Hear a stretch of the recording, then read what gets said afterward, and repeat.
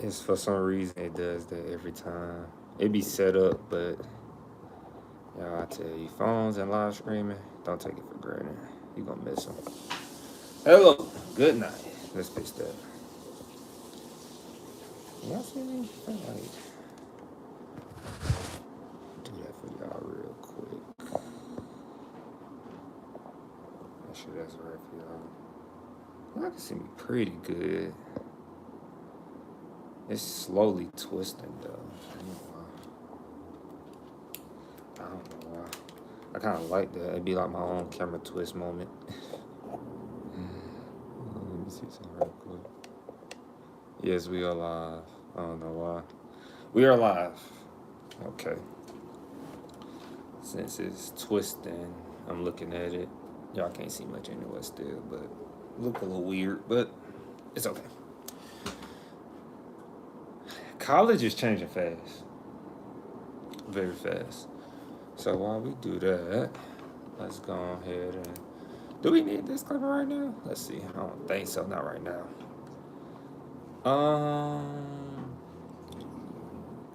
So first things first, the Trump compact, and then your disclaimer. Let's do our disclaimer before we do that. Don't want nobody coming for us. They still might manage, but we don't want them. How has y'all day been? How was y'all Monday? Today Tuesday, but how was y'all Monday before we do this? How was y'all Monday? I got a head start on some discussion posts for school.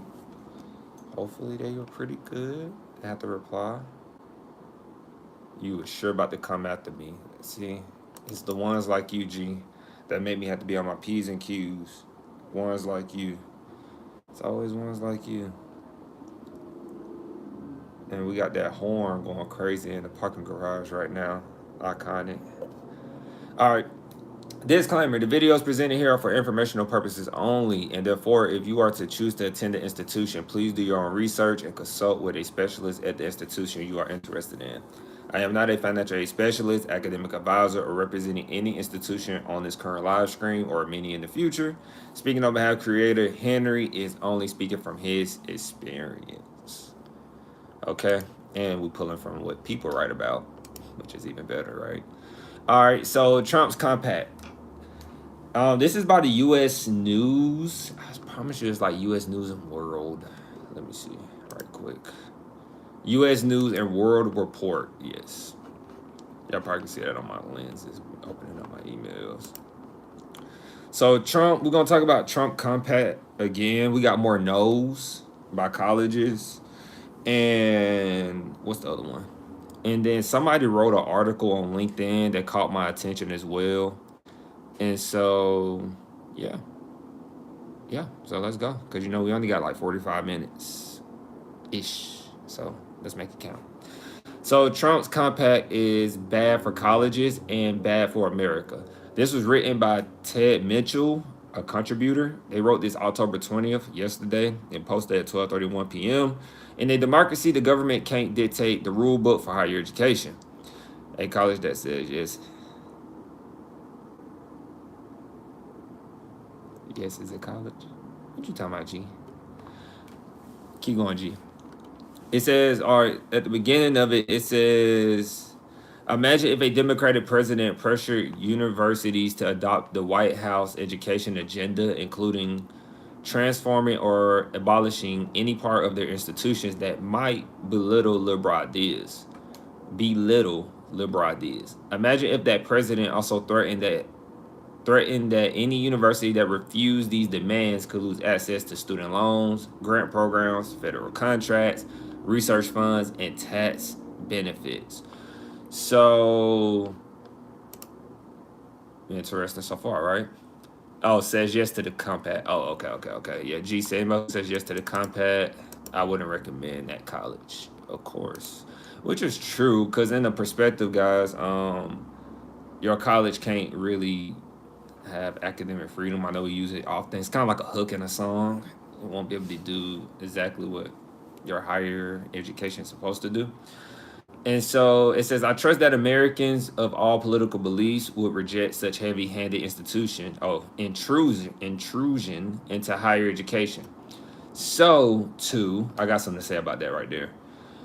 So, too, should we now oppose a real life version of this political power play that Republican President Donald Trump is trying to impose on our colleges and universities? I like that whole line right there to the point that I really want to copy and paste it and just put it in the chat, which I'm going to do.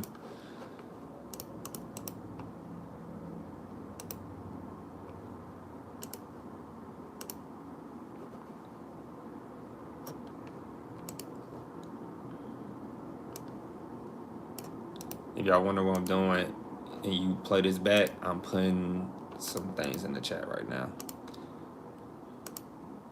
All right.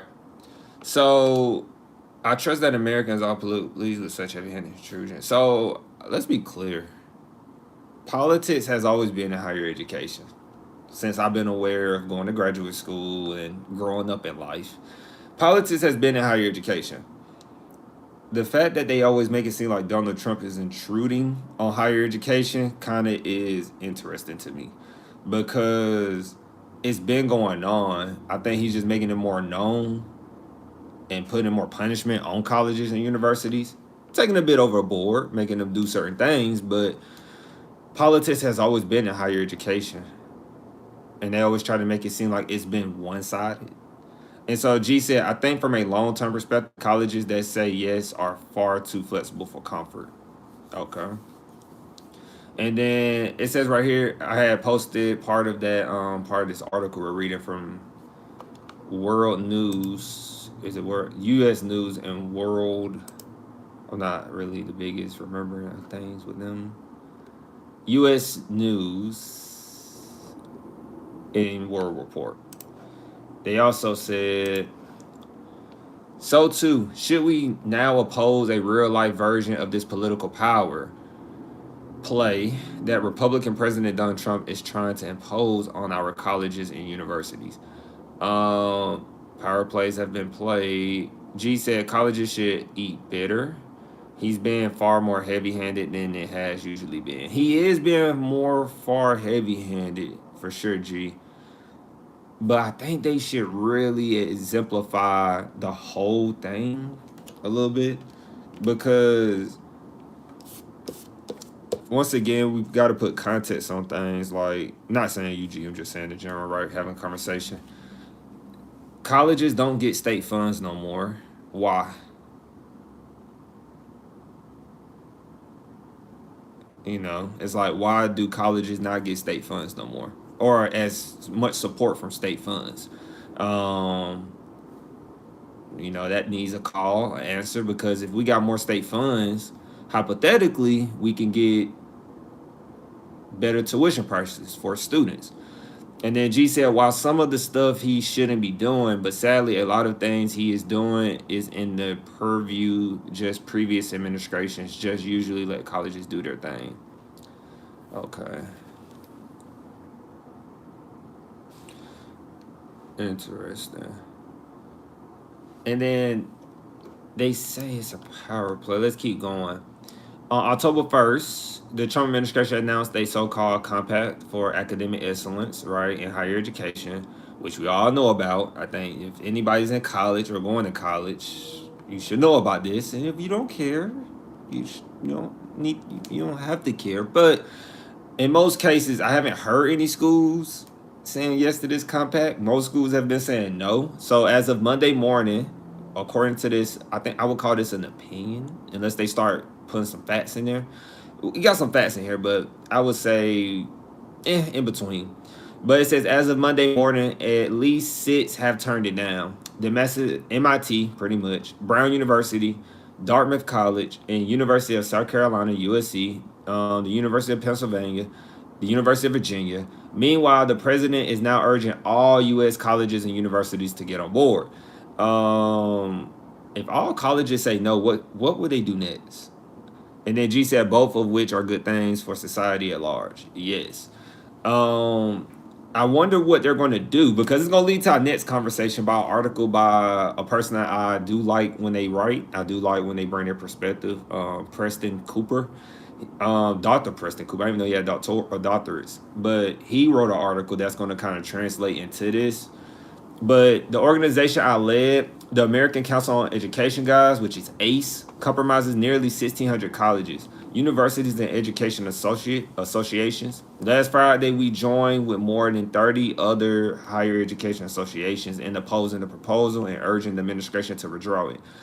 What if they don't withdraw it? What if the administration doesn't withdraw it? I really want to know what's going to happen right now. Are colleges going to still do their own thing and just be like, we're not listening?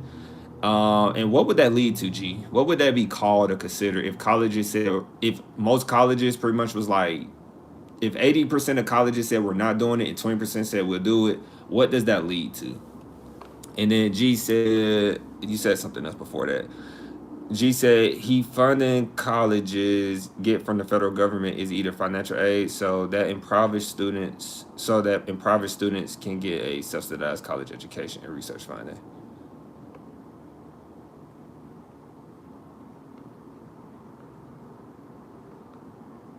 Oh, the funding.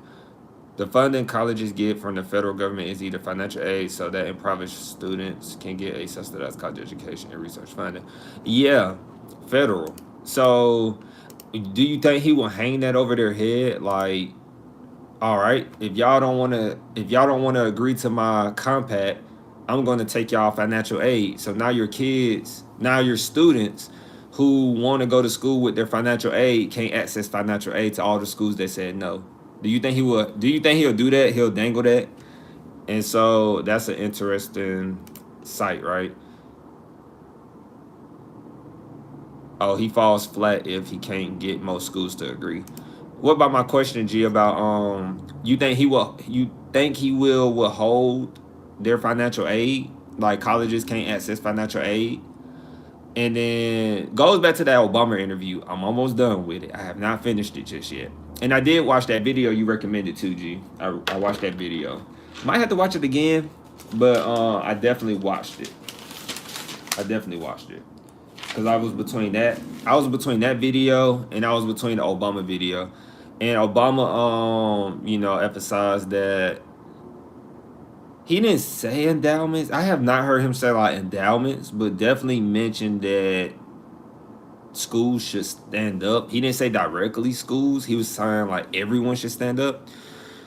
And G said something else. So if y'all wonder why I talk to G a lot, I talk to G because G be the person in my live streams. And eventually we always talk about the future. We'll get too many people who won't be able to do this. But it helps with our conversation and bouncing off of each other. And for the live screen. G said that's exactly what he has been doing. I honestly don't think his team expects a lot of schools to sign on anyway, and this is just pretext to do that. Do you like it or did anything catch your eye? Oh, Alexa. Alexa's about to play that music. Copyright strike. Did you like it or anything catch your eye? He was saying they should eat bitter and use their money until administration is over. Yes. But what is the consequence of that? Like that is that I love when you said that, G. If they eat the bitter for the next few years, schools, that's gonna hurt them, right? Funding money wise, right? Schools always talking about money. Everything is about, oh, we have to do this. So this is why we have auxiliaries. It covers this and cover that. The next administration will have to I'm assuming the next administration will have to allocate a good amount of dollars back into higher education so they can make up for what has happened in this administration. Because all I'm thinking about right now is like they're going to raise tuition, they're going to raise fees. Like these colleges are going to have a reason to raise tuition, raise fees, and then students, parents are going to be back at the same situation of college is too expensive. So is it really likewise to eat the bitter or just kiss the ring? Because I know some colleges right now, like they're supposed to take out DEI, but some colleges are still teaching DEI. So it's like, do they just say, all right, we'll listen to you, whatever, but we're not listening to you? Like, so I'm really, we're just trying to dig into something, right, G? And G said potentially billions of dollars depending on the institution, but their values won't be compromised, which is better long-term deal. Okay, those values do matter. Those values do matter. What I've been learning in school, those values do matter, especially in higher education. Values matter a lot. Some schools literally take hits because of their values. When it's not just President Trump. If it's other situations, some schools will sit and abide by their values. That's like an organizational, theoretical perspective, like a cultural perspective. They would ride on their cultural perspective. So going through it a little bit, skimming through, or going past some things that we already know. Where we at? We'll switch it at 20 minutes. I know, guys, I would love to spend hours going through it. I would love to, but we have to keep going. So, right here, the compact, so it says right here that the compact would create government mandates for academic grading and viewpoint monitoring. For the first time, colleges and universities will be required to publish grade distribution dashboards and make empirical assessment of the belief of viewpoints among faculty, students, and staff, and to share those results with the public. The compact also decrees that standardized tests will be required for applicants, ignoring decades of positive experience that many schools have with test optional admission policies. So, dang, I was gonna say something when I was reading that. Oh, this is another reason why you should go to a 2-year college. Everything that the Trump administration is doing, remember, guys, remember the hook. It goes back to why you should start at a 2-year college. Everything they're doing right now, Trump administration, it goes toward the universities. If you are just starting college, I really highly suggest that you start at 2-year college to avoid all this mayhem, all this political toss, all this unnecessary external drama to focus on your schoolwork. Because I can't imagine at some schools right now, a lot of them are protesting and a lot of external things are going on, like mass shootings, politics, so much going on university campuses, right? That if I was a student, I would want a peace of mind when I was going to college, starting at my 2-year. Because based on my experience and growing up, I had too much drama at a young age, growing up in poverty environments to deal with it in college. Personally, it's just something I wouldn't want to take on, at least starting out my college career, trying to get my GPA up, keep certain grants, scholarships, if you are using that, and trying to focus on like jumpstarting your life, because you're going to have a lot of time to combat political views and stand on what you believe. You're going to have a lot of time to do that. But you want to set yourself up to where you are in the best shape if anything happens, because some of the methods don't work today. Sometimes like protesting works, but at the same time, we have to understand algorithms are going to show you what you need to see. Obama also talked about that in that interview with WTF podcast, that the algorithm is, dopamine, and you see what you want to see once it constructs. And he admitted that the algorithm is powerful. So you really have to factor in some things when you're, considering to step into these protesting and you want to do the right thing, but you really should understand in today's time of what's going on with that. G said they were going to raise them regardless. G is talking about schools raising tuition and things like that when I was speaking about it. Not speaking about it. They were going to raise them regardless. I'm sure schools are aware of these scenarios. They are just stretching their decision-making time. If they really want to fix higher education, they should standardize 2-year and 4-year schools, including pricing as well as realigning incentives. I'm talking about public schools. Okay. And then as we keep going, it's another line in here. It's something about tuition freeze. So we got 1 minute. So this is the last one before we pivot. So participating institutions will be required to freeze tuition for 5 years and provide refunds to all students who dropped out in their first term. Such government price controls are a terrible idea, posing a huge financial risk to institutions. I'm not gonna lie, G. Hey, they need to sign that compact right now. A 5 year, tuition freeze?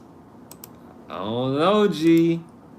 Something in my heart instantly is like, hey, I don't think that's a bad idea.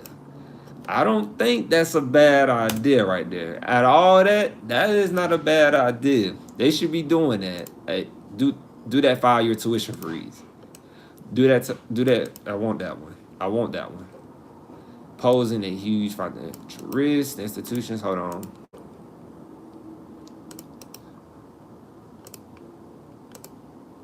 All right. Right here. It says, and then that's the last part, posing a huge financial risk to institutions. G said that might be why some schools said no, LOL. That's what they're saying. I didn't see that in the compact. Let's pull that up. We got the compact, G. We got the compact. Let's see if that's actually in the compact. Because this person, whoever wrote this, but let's see if it's actually in there real quick. Let's see. I got it saved in the right place so I can find it fast, if my computer loads fast enough. A 5 year tuition freeze, and then they'll have to repay students who dropped out. I think that's just accountability. It's a lot of schools, like I said before, I tell students if they watch this, it's a lot of schools that don't tell you about the students that dropped out. They only show you the students who passed and are succeeding. They show you the students who are making billions, multi-millions, but you never hear about the students who are just staying consistent, working their regular jobs. You just don't hear that. I get it. I get why you're not going to hear that, because they're not noble, I guess. But, something but that 5 year tuition freeze and repaying students who dropped out. Now, it should be some more tighter, tighter guidelines on that. Where's my higher education tab?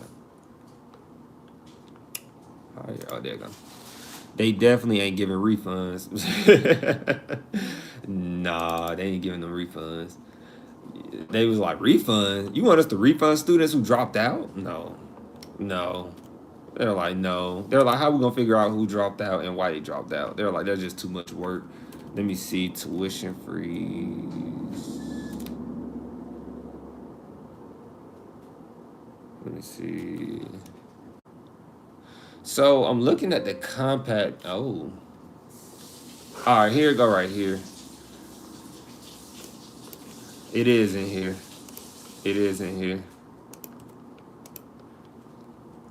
It says right here, it's under the financial responsibility. It says right here in the compact, towards this end, signeries, pretty much people who sign. Signery, how you say that word? Signatories. I promise you words get more creative. Signatories to this compact commit to freezing the effective tuition rates charged to American students for the next 5 years. So they did put that in the compact. And then right before we switch and pivot, it's 23 minutes. G said they'll go to the Supreme Court before they do that, LOL. And they would definitely tighten up admissions a lot tighter than it already is if they do end up having to do so. Signatories. Don't do it. It sounds like, the way you pronounce it is like sig. I'm going to tell you how it looks in my eyes, G. Signatories. That's what it sounds like.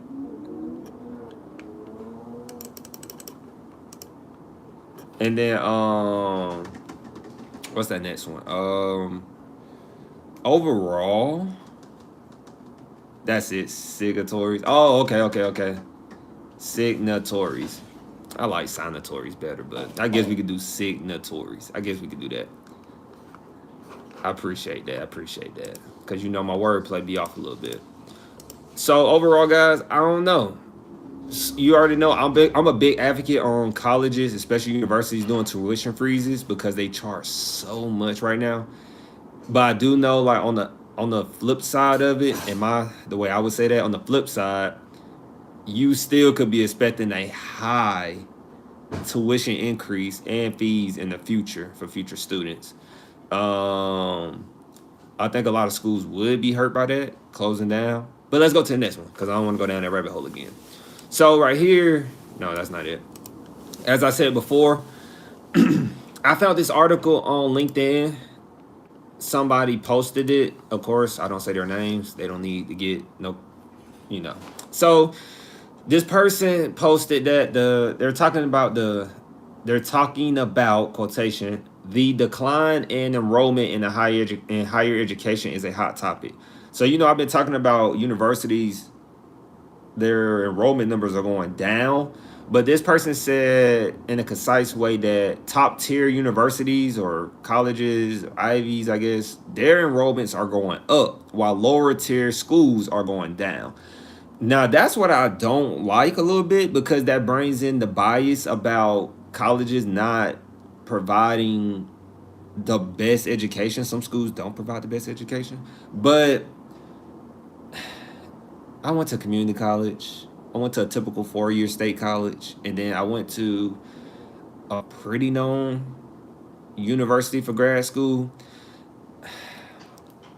I don't know, guys. I'll be honest with you. I think it's just all about people's perspective, because today's time, I'm talking to somebody right now through a live screen, and they went to Columbia University. Um, just saying. Like G said, I like that stat. Just saying, LOL. Yeah, it's by Preston. Let me shout them out. It's by Preston Cooper. It's by Preston Cooper. Dr. Preston Cooper. But they humbly don't like being called doctor, I think, because there's always Preston Cooper. But the college enrollment plunge is a correction, not a crisis. So that intrigued me. I was like, huh. It says that Americans are becoming smarter shoppers when it comes to higher education, and it's producing better results. So, okay. So as I like to do, I like to read the first paragraph, usually the introduction. It says, if there was an era we might call peak higher education, it was right after the Great Recession. Unemployment spiked, especially among younger people. Those who couldn't find work or who wanted to advance their careers at a time when promotions were scarce turned to higher education for a leg up. Millions took the opportunity to attend college or go back to complete their degrees rather than take their chances in a weak labor market. As the economy catered, Congress is cratered. I'm gonna say cratered. Congress obliged. Is that obliged? Obliged. Obliged. Obliged. The swelling demand for higher education with more funding, higher student loan limits, healthier Pell Grants, and the new American Opportunity Tax Credit all fueled the college craze. Leaders offered moral encouragement as well. In 2009, President Barack Obama set a goal of making the United States the most educated nation in the world.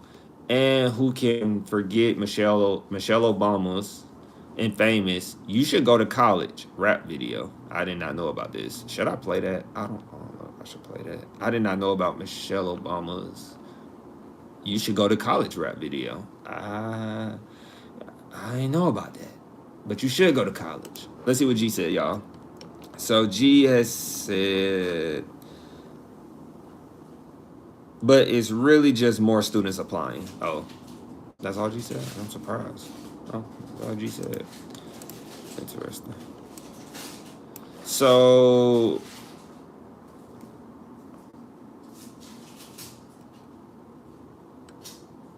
college enrollment duly spiked. The number of undergraduates on college campuses peaked at 18 million in fall 2010. Open admission colleges that specialize in enrolling marginal students ramped up. The University of Phoenix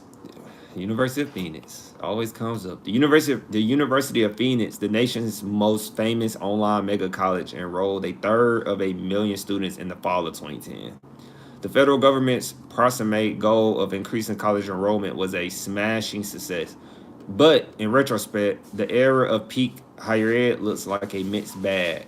Advocates celebrated more students going to college and bettering themselves, but many students left school with a bitter taste in their mouths.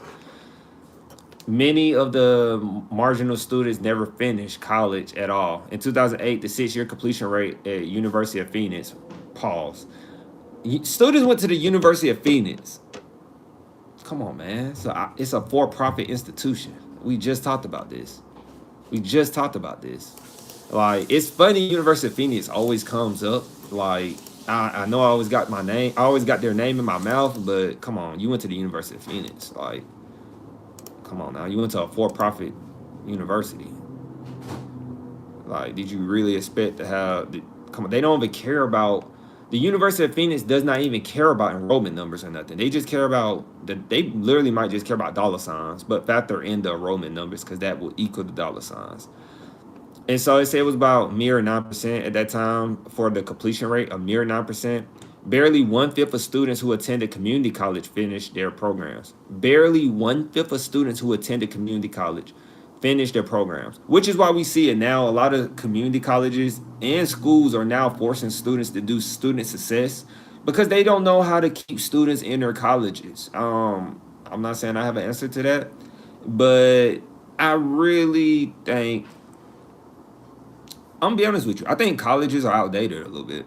I think colleges, like prime example, when I'm working, I send emojis to students. I don't know if that's a bad thing, but I send emojis. Like if they say thank you, da da da for the information resources, I send like on the Outlook, you can literally send an emoji back, like loving their message, laughing at their message.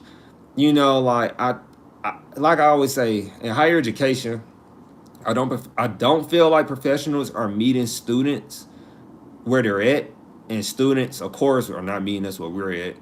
And we should like try to get the students to meet us because they're students. And higher ed professionals should pull back on their intelligence a little bit sometimes to meet the students because sometimes it's just overcomplicated, especially nowadays. Everything is just overcomplicated for students. Like instead of saying tuition per credit hour, just put in another simple term about this is your calculation for school and it's important.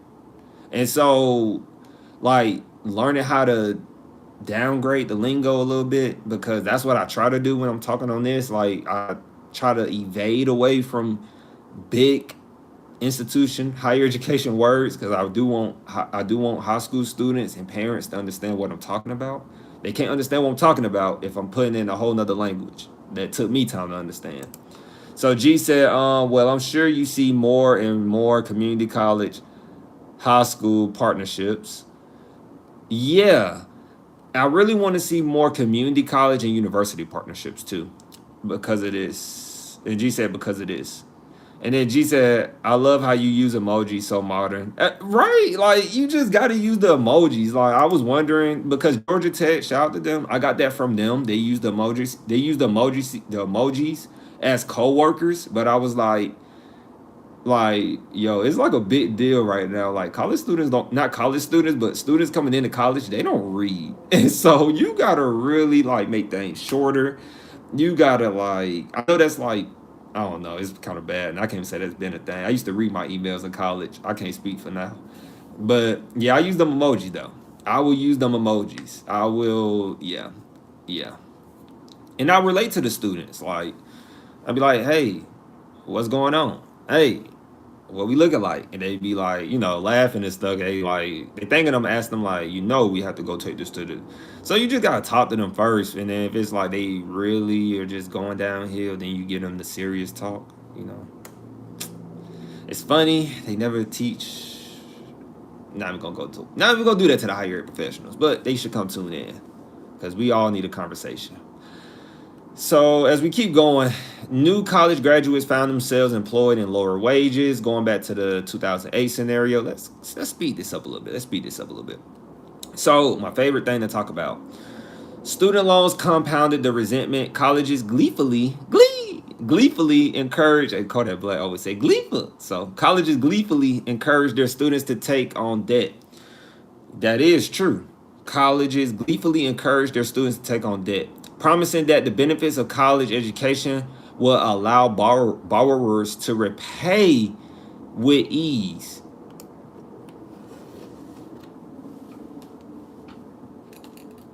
Colleges was telling students. It's funny now because colleges don't want you.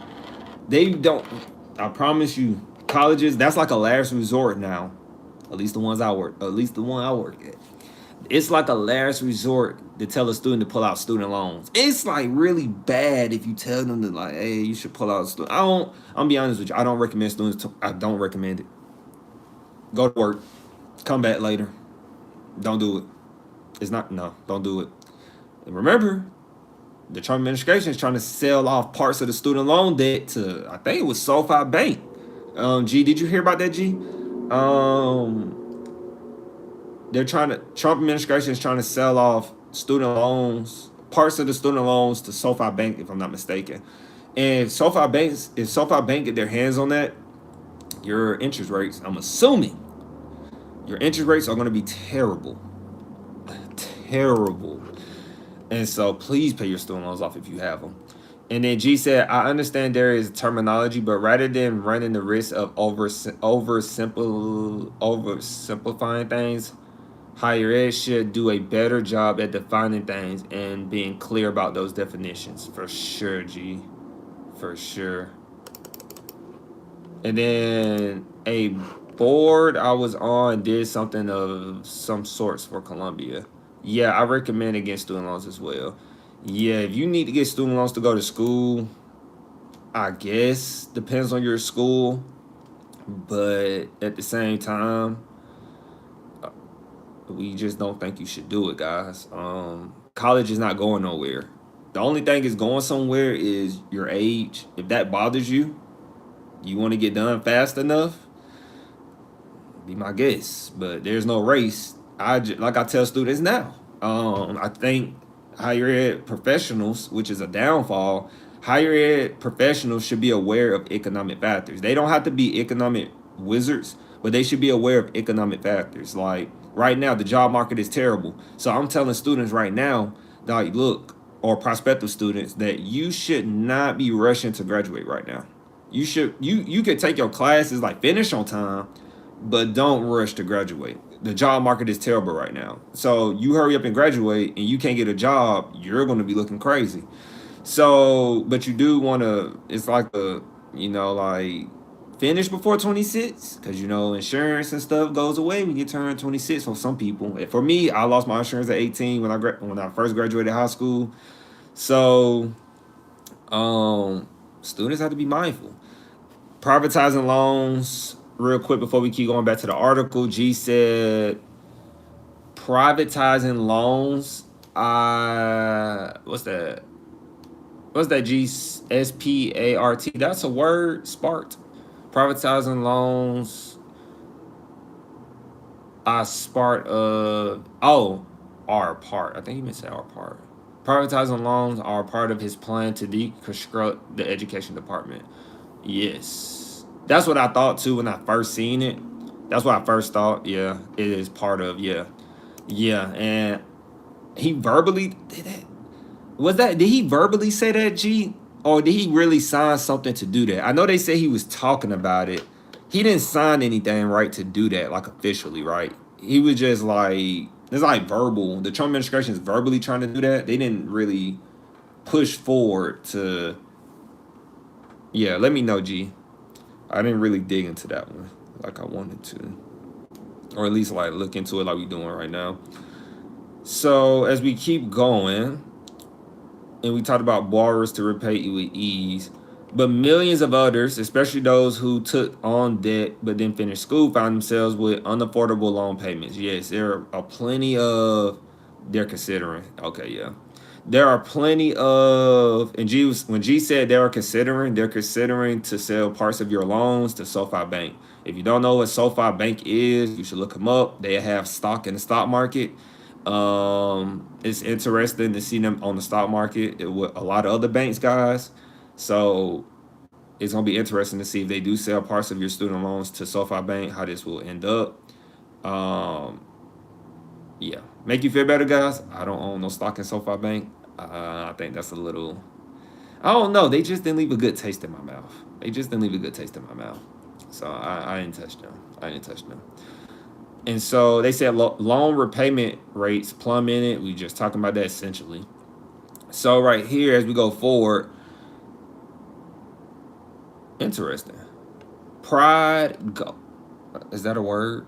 Is this a word? I don't know if this is a typo.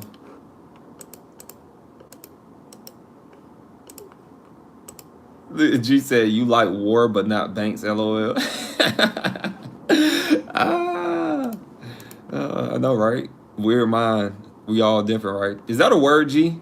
I seen this word in the article, GOETH. I don't know if that's a word or not. But pride gulf before the fall, and the stage was set for a collapse in college enrollment. An improving economy and flat growth of new high school graduates contributed, but so did a drop in public confidence in higher education. Yes, the public is not confident in higher education. That's why we can't get no views on YouTube right now, because the public doesn't believe in higher education. People probably, some people don't mention no comments in my LinkedIn posts. I don't know why. Nobody wants to talk about higher education. Do people know that higher education is so rigged? Question mark, that they don't want to comment on posts that I make on LinkedIn. It is, but archic, archit.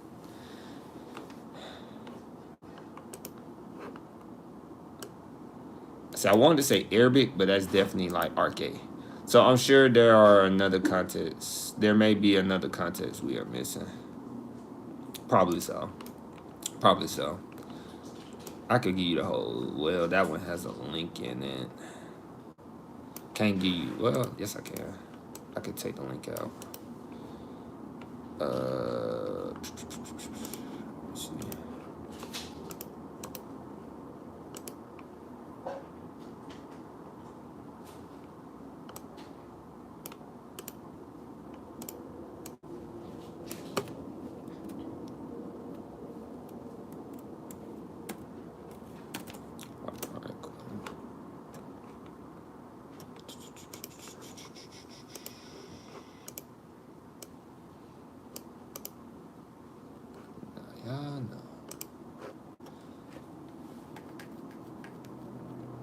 I'm glad you took me right back to it. That was nice of you.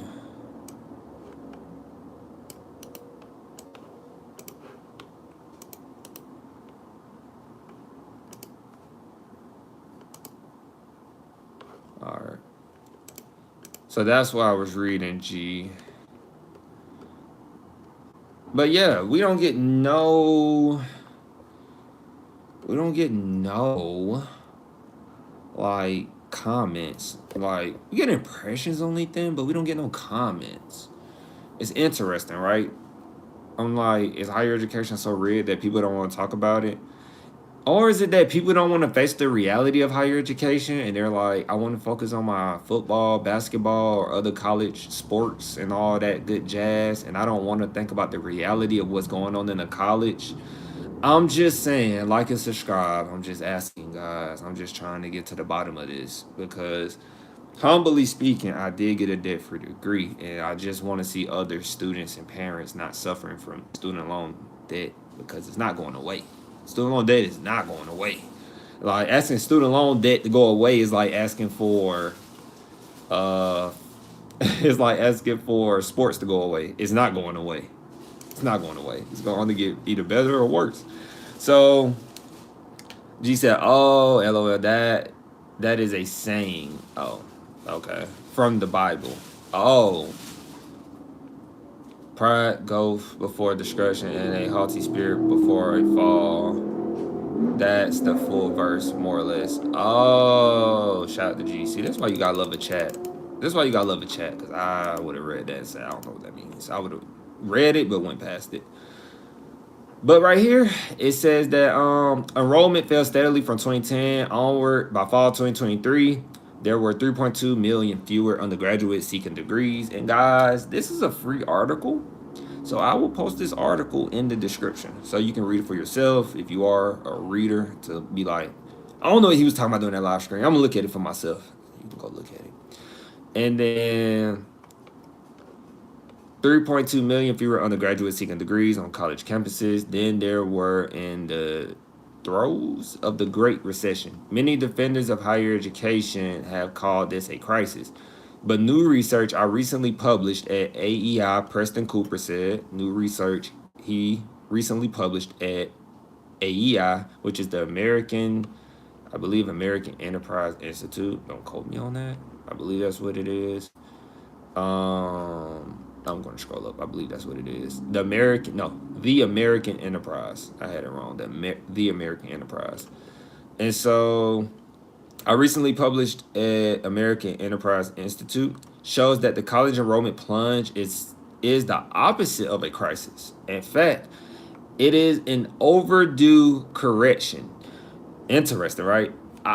They said this is a correction, so I'm going to get going. I might go over time a little bit for myself, but hey, it's okay. The college is doing a great job, doing a good job. The college is doing a good job. Okay. Colleges are doing a good job. Those offering high quality degrees at reasonable prices and graduating most of their students are not the ones losing enrollment. Rather, almost all of the drop in student numbers is from low quality colleges, those schools that students would likely be better off avoiding in the first place. I agree. I somewhat agree with that, because the only reason I have mixed reviews about it is because what is considered a high quality degree and what is considered a low quality degree or a low quality college, right? That's my question. And so some schools have been hitting all time highs in enrollment recently. I have seen some schools, I think the school I talked about, University of Minnesota in Rochester, I believe, shout out to them. They just hit on all time highs about enrollment numbers, if I'm not mistaken. Some other schools, I think Ivy just hit on all time high enrollment numbers. Like some schools are hitting all time enrollment numbers while some schools are plummeting. And then G said two things, if I'm not mistaken. G said, "You see how they speak so economically about colleges? It's business." Very. There is an unmanned rule for that. What you mean is an unmanned rule for that, G? Keep going. And Preston Cooper, I don't even think he went to school for higher education. I think he went to school for economics. Let me see. Hold on. I'm looking at his LinkedIn right now. LinkedIn. Yeah. Preston Cooper, he got a Bachelor of Arts in economics, and he got a Doctor of Philosophy, PhD in economics. I don't know if he has a higher ed background at all. And unnamed, that's him, man. The unnamed rule for good colleges. And yeah, Preston Cooper, I don't think he got higher education background. I think he has just experience, but he didn't go to school for it.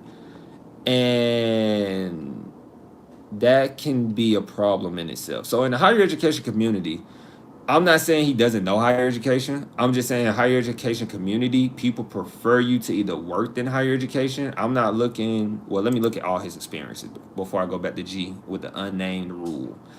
So Preston Cooper, he was an intern for like something like writing lab or something. He was a editor intern for Fortune magazine. Then he was a policy research intern for the Manhattan Institute of Policy Research. He was a teaching assistant at that school at his undergraduate, which is Swarthmore College. Um,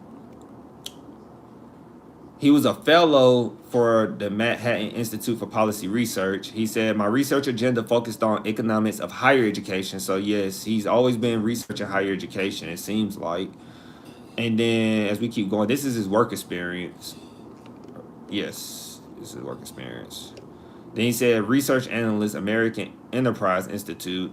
My work at AEI focused on the economics and policy of higher ed." So he's like I'm assuming he's going to be more quantitative than qualitative, because I don't see anything where he actually worked in higher ed. Like I worked in higher ed and been in the field. These are more like numbers, numbers, numbers. And actually numbers can't solve everything in higher ed. I don't care what nobody say. Numbers only get you so far.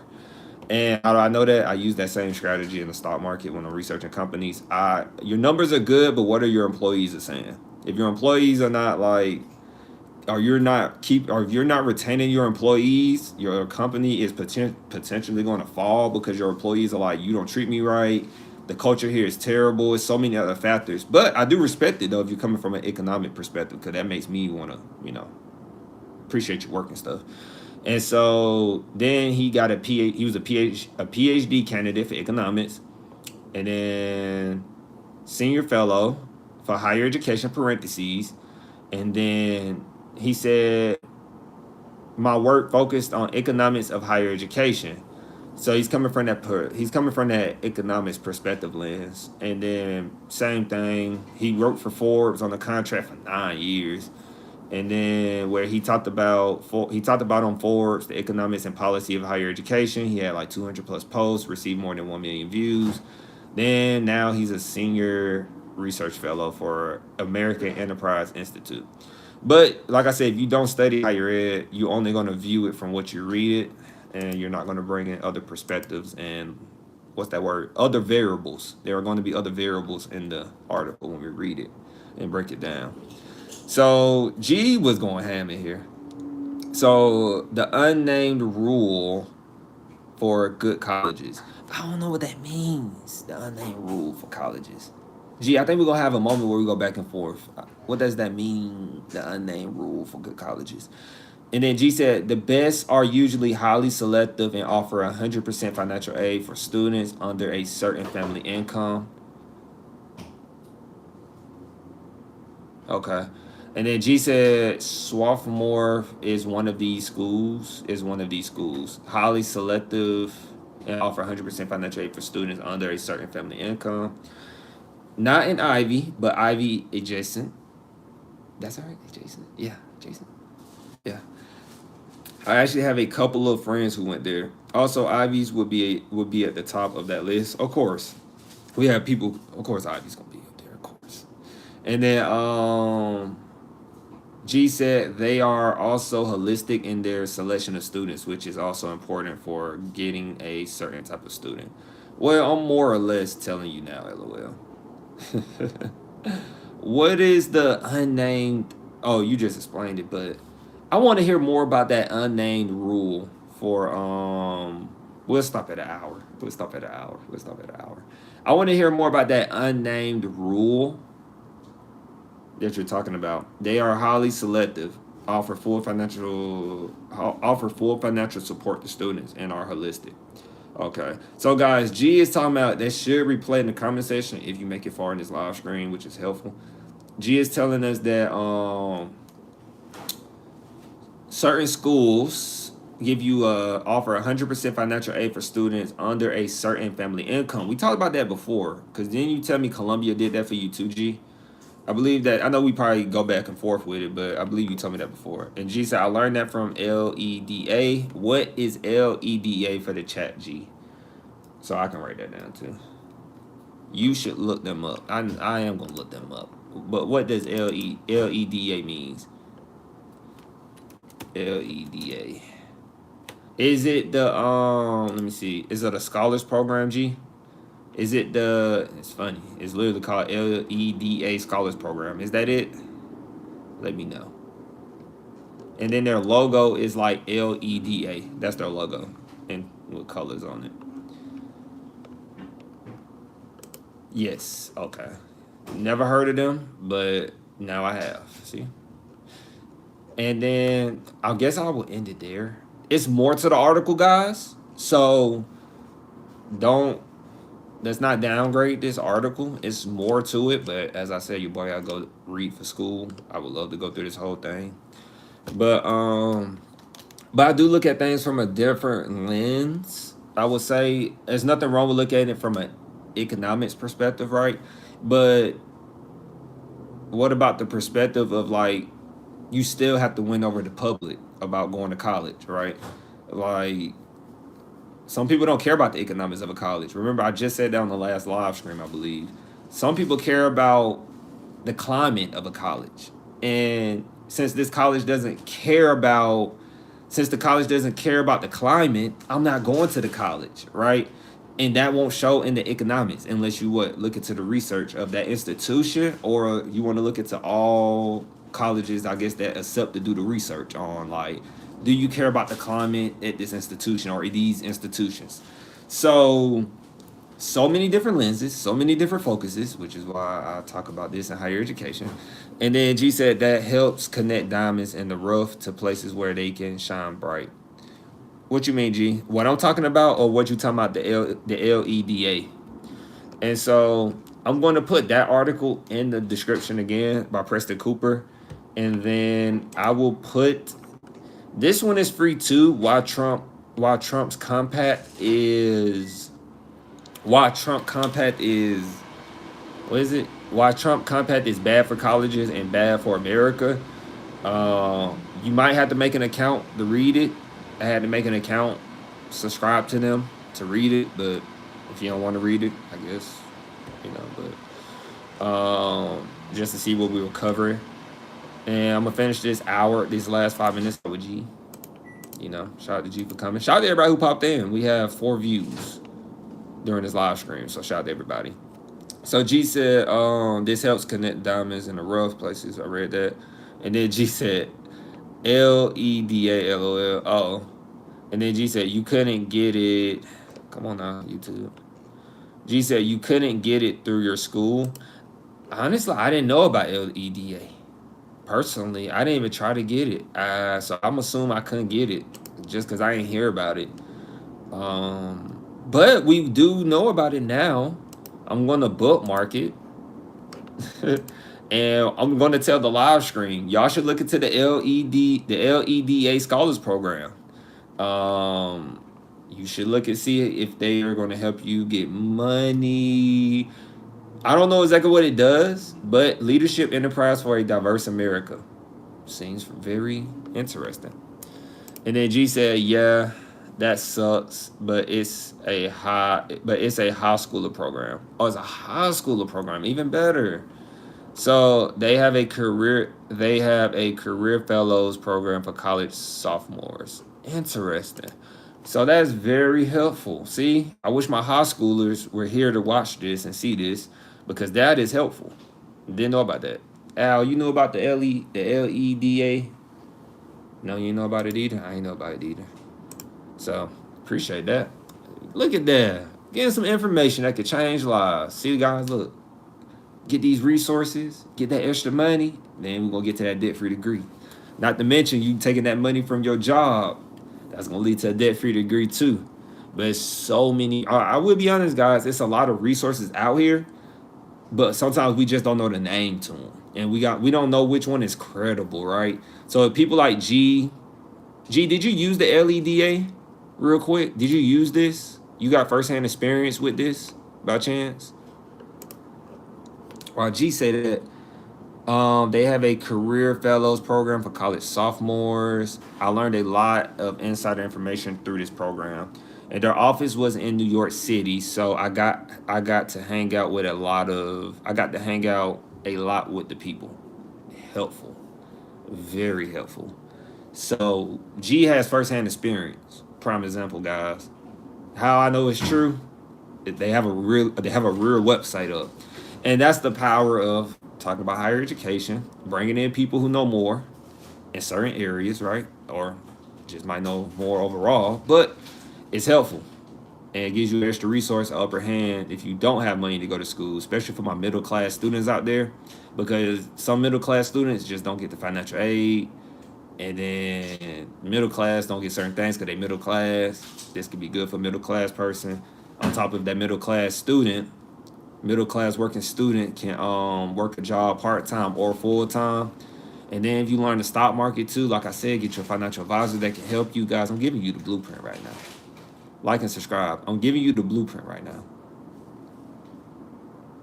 Students are doing this. Elite students, this is what I consider an elite student. Investing your money in the stock market while you're in college, but keep an emergency fund just in case your car want to mess up on you. Getting a job, a part-time job, consistent part-time job. I recommend like a state job and a state or federal job, but federal, you can have problems right now, like a state job. I always worked a state job while I was in undergraduate. Consistent hours, they have to worry about pushback or blowback, just saying. And so G said, yeah, I did that. Yes, I did, but that's all I'm going to say. Kind of famous with this program, LOL. Kind of famous with this program. Don't make me dig. Don't make me dig. So, we are almost at an hour. Your boy got to go read for graduate school. So, we will be back hopefully Thursday. Yeah, Thursday for sure. Yes, have an event for school.